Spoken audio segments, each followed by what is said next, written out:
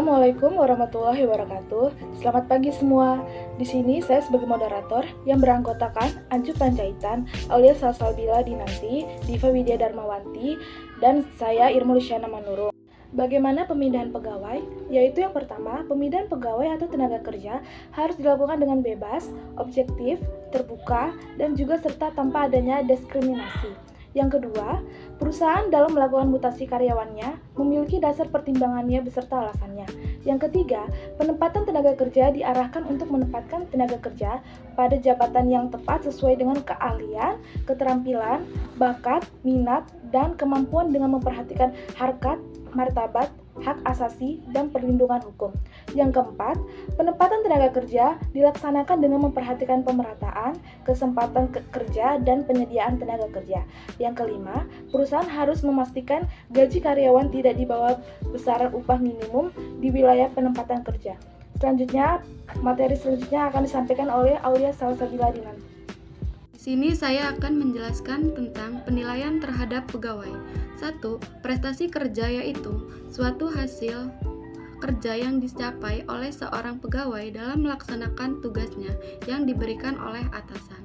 2. Tanggung jawab yaitu bertanggung jawab atas apa yang diberikan oleh atasan dan menanggung segala sesuatu yang diberikan dan menanggung akibatnya.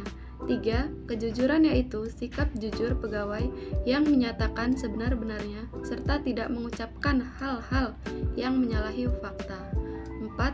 Kerjasama yaitu kemampuan seorang pegawai yang dimiliki untuk mengatur sesuatu kelompok atau tim kerja dalam bekerja sama untuk mencapai tujuan, visi, dan misi yang sama.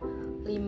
Kepemimpinan yaitu kemampuan seseorang untuk mempengaruhi orang-orang lain agar bekerja sama dengan rencana demi tercapainya tujuan yang telah ditetapkan sebelumnya. Materi selanjutnya akan dibacakan oleh Diva Widya Darmawanti. Cara pemberhentian pegawai. Yang pertama, mengeluarkan surat peringatan. Yang kedua, menggunakan bahasa langsung dan alasan yang jujur. Yang ketiga, tidak hanya bahasa yang baik dan penyampaian yang halus. Timing atau pemilihan waktu juga perlu diperhatikan sebelum memecat karyawan. Jangan sampai memecat karyawan ketika ia masih berkabung atau baru saja kembali bekerja setelah sakit. Yang kelima, jangan memperlakukan karyawan. Lakukan pemecatan dengan bertatap muka secara langsung. Tegaskan kalau itu adalah keputusan final perusahaan. Saat pemecatan karyawan, ada kemungkinan mereka akan melakukan negosiasi untuk mengubah keputusan Anda agar tak jadi memecat mereka. Yang pertama, berikan pesangon jika itu merupakan hak dari kewajiban. Yang kedua, menjaga citra karyawan sebagaimana mestinya, mesti sudah tak bekerja di sana. Yang ketiga, bersikap adil pada semua. Selanjutnya akan disampaikan oleh Anju Panjaitan.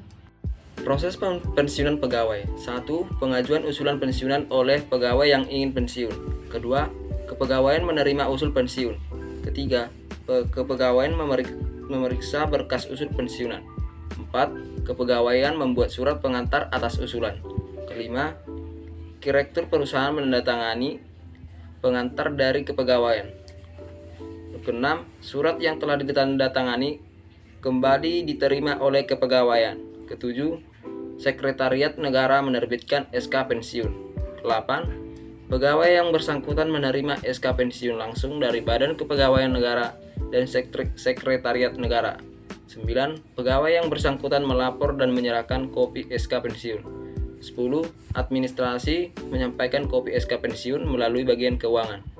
Sekian presentasi dari kami. Apabila ada salah kata, kami mohon maaf. Wassalamualaikum warahmatullahi wabarakatuh.